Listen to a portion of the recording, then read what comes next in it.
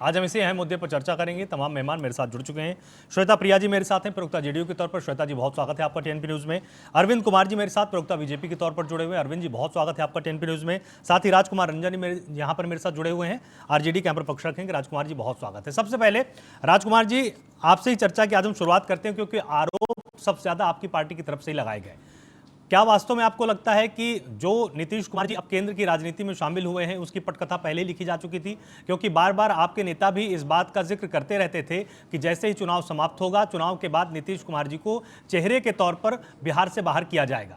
क्या आपकी इस बात पर मुहर लगी है, या फिर ये पार्टी का अंदरूनी फैसला है, इसमें कुछ भी अनबन जैसी स्थिति नहीं है? आपका फोन शायद म्यूट है।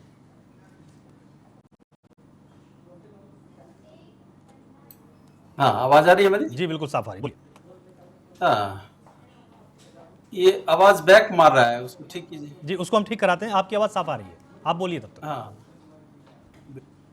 आलोक जी, जैसा कि आपने देखा होगा और आप ही के चैनल पर लगातार हम लोगों ने ये बात रख रहे थे, जिसमें बिहार विधानसभा का चुनाव हो रहा था, कि चुनाव के बाद बिहार की स्थिति वही होगी जो महाराष्ट्र में एकनाथ शिंदे का हुआ। और आज चुनाव के 6 महीना भी नहीं हुए हैं, लगातार आप देख रहे हैं कि वही पटकथा दोहराई जा रही है जो महाराष्ट्र में हुआ, एकनाथ शिंदे के साथ हुआ। यह बीजेपी एक बड़ी पार्टी के रूप में उभरती है, जहां वहां छोटी छोटी पार्टियों को खा जाती है, छोटी पार्टियों को अपने विलय कर लेती है। आज ऐसे कौन से कारण हैं, जिन कारणों के आधार पर जरा सोचिए, जिन मुख्यमंत्री के चेहरे के रूप में चुनाव लड़ा गया था, जिनके नेतृत्व में चुनाव की पूरी समीकरण बनाई गई थी, वह 3 महीने के उपरांत ऐसी कौन सी स्थितियां आई कि दिल्ली दरबार में उनको बुलाया गया और बिहार की राजगद्दी को छोड़ने पर मजबूर किया गया। दरअसल ये एक षड्यंत्र था जो वर्षों से चला आ रहा था, जिसमें अभी सफल हुआ है। निसंदेह यह जो बिहार के साथ जो हो रहा है वह बहुत दुर्भाग्यपूर्ण है। जिनके नेतृत्व में चुनाव लड़ा गया और चुनाव के ठीक पीछे, पीठ पीछे का जो रणनीति थी, जो षड्यंत्र चल रहा था, उस षड्यंत्र का पटाक्षेप होने जा रहा है। हाँ। और वह नेतृत्व छीनकर एक ऐसे सत्ताधारी पार्टियों को दिया जा रहा है जिसको बिहार की जनता कभी पसंद नहीं करती। यह दुर्भाग्य है। और सिर्फ सत्ता परिवर्तन से जेडीयू के मुख्यमंत्री के चेहरे के बाद अगर बीजेपी के चेहरे को स्थापित किया जा रहा है तो बिहार की समस्या के समाधान इससे नहीं हो जाएगा। बिहार में बहुत सारी समस्याएं हैं जो आधे अधूरे हैं। आज देखिए, शिक्षकों को, कर्मचारियों को, इवन बिहार के विधानसभा के जो मेंबर हैं, मंत्री हैं, उनको मंथली जो सैलरी मिलती है वो सैलरी नहीं मिल पा रही है। कितने ठेकेदार ऐसे हैं जिसके रुपये नहीं दिए जा रहे हैं, आधे अधूरे काम पड़े हुए हैं। उन पर बिहार की जनता, बिहार की सरकार ध्यान नहीं दे रही है, बल्कि सत्ता कैसे परिवर्तन हो, उस षड्यंत्र का हिस्सा कैसे हो, कौन से ऐसे कारण मौजूद किए जाए जो नीतीश जी बिहार छोड़ के दिल्ली चले जाए। ठीक है, भाजपा का षड्यंत्र आज सफल होते हुए नजर आ रहा है। ठीक है, अब एक बार अरविंद जी से इसका मैं उत्तर ले लेता हूं। अरविंद जी, देखिए, राजकुमार जी से मैंने सवाल इसीलिए पूछा क्योंकि लगातार इनकी पार्टी की तरफ से चुनाव के पहले से ही इस बात का जिक्र किया जा रहा था कि शायद नीतीश कुमार जी इस बार चेहरा नहीं बनेंगे, लेकिन वो मुख्यमंत्री फिर भी बनाए गए। अब इनका यह कहना है कि ये षड्यंत्र लगातार चल रहा था और अन्य राज्यों का भी यहां पर जिक्र कर रहे हैं कि जहां पर भी आपकी पार्टी गठबंधन पर पहले सरकार में शामिल होती है और उसके बाद वहां की स्थानीय पार्टियों को धीरे धीरे छोटा कर देती है। ये तो बड़ा आश्चर्यजनक है बात। देखिए, जब विपक्ष की सकारात्मक भूमिका रहती है तो अच्छा लगता है। हर बातों को बिल्कुल नकारात्मक, नेगेटिव तरीके से देखना हमें नहीं लगता कहीं भी राज्य हित में है। और लोकतंत्र की ये नकारात्मक पहलू, ये बिहार में चुनाव हुआ था। निश्चित तौर से 2005 से लेकर हम लोगों ने नीतीश कुमार के नाम पर चुनाव लड़ा, उनके नेतृत्व को स्वीकार कर चुनाव लड़ा। और हमेशा भारतीय जनता पार्टी, जो भी हमारा गठबंधन धर्म है, हमने उसका पालन किया है, आज तक पालन किया है। कभी भी हमने भारतीय जनता पार्टी अपने सहयोगियों को छोड़कर कभी नहीं गया है। हमेशा हम साथ में रहे हैं, आज भी साथ हैं। और बिहार में आज भी जो सरकार बनने वाली है वो एनडीए की ही सरकार बनने वाली है, और उसमें वही चेहरे रहेंगे जो पहले से हैं। ऐसे तो है नहीं जो जीत के आए हैं उन्हीं में से कोई नेतृत्व संभालेगा।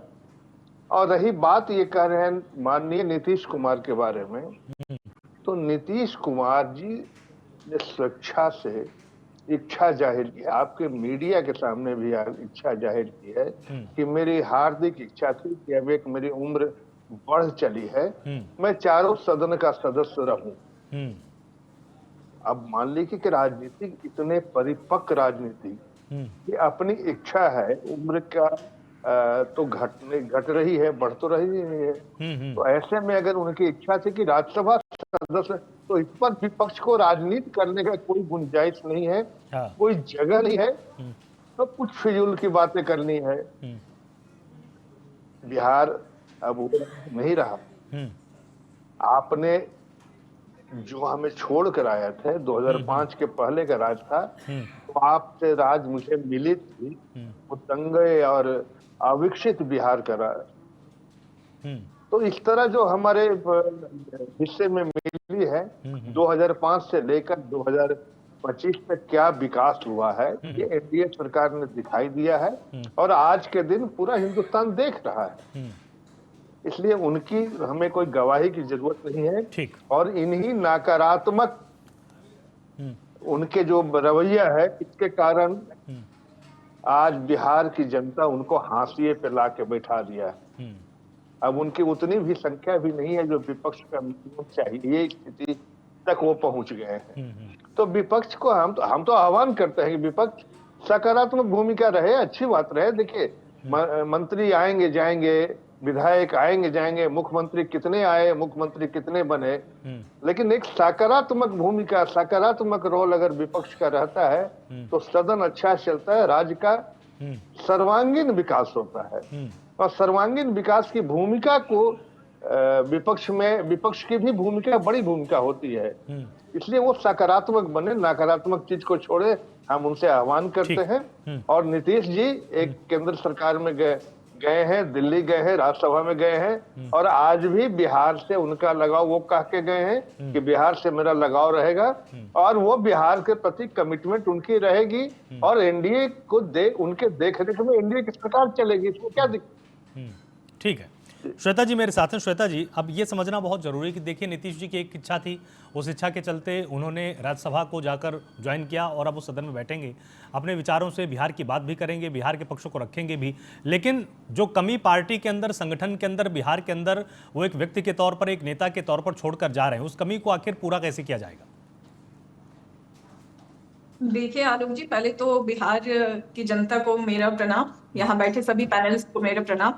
और रही बात, अभी मैंने सुना था सर को, राजकुमार सर को, उन्होंने बोला कि उनसे पद छीन लिया गया है। पहले तो हम ये बता दें कि नीतीश कुमार जी एक ऐसे नेता हैं और इतने स्ट्रांग लीडर हैं कि ऐसा संभव नहीं है कि उनसे कुछ छीना जा सके।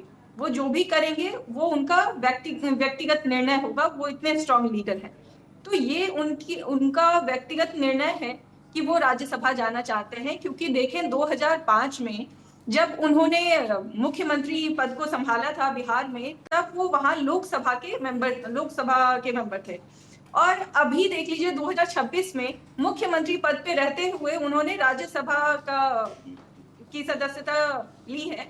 और इस तरीके से देखिए वो अपना राजनीतिक सर्कल पूरा कर रहे हैं, राजनीतिक करियर में एक सर्कल पूरा कर रहे हैं। तो ये उनका अपना निर्णय है कि उन्होंने सारे सदन देख लिए थे और एक राज्यसभा बच रहा था। तो बात यहाँ पे सिर्फ इतनी है कि वो अपने अनुभव का विस्तार करने गए हैं और यहाँ पे यंग जनरेशन को, नई पीढ़ी को उदय होने का एक मौका मिला है।